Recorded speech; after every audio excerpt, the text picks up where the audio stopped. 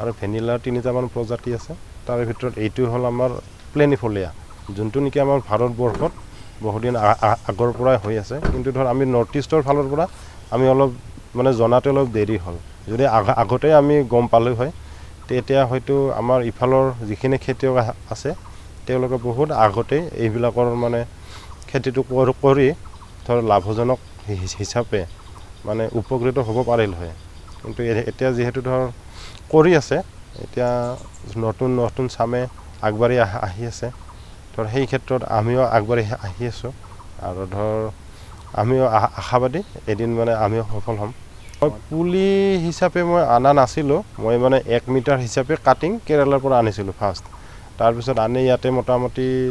200মান পুলি প্ৰস্তুত কৰি সেনেকৈ নিজে লগালোঁ কিন্তু এনে পুলিবিলাক আপোনাৰ গোৱালপাৰা ছাইডত পোৱা যায়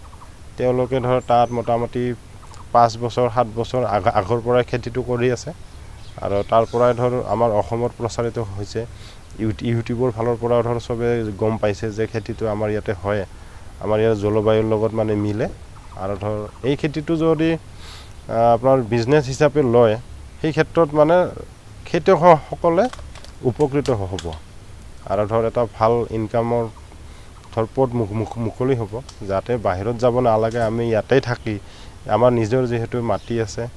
অলপ ঠাই হ'লেও যদি 1 বিঘামান বা অলপ যদি ঠাই আছে তাতেও কৰে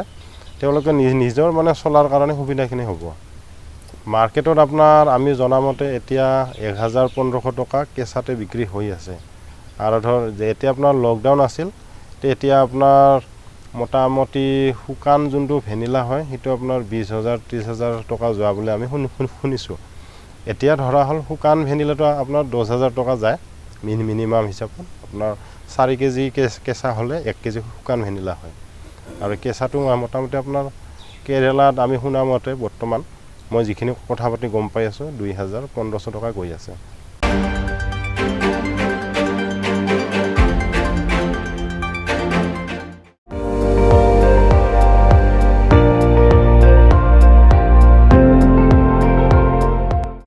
আপুনি চাই আছে ND24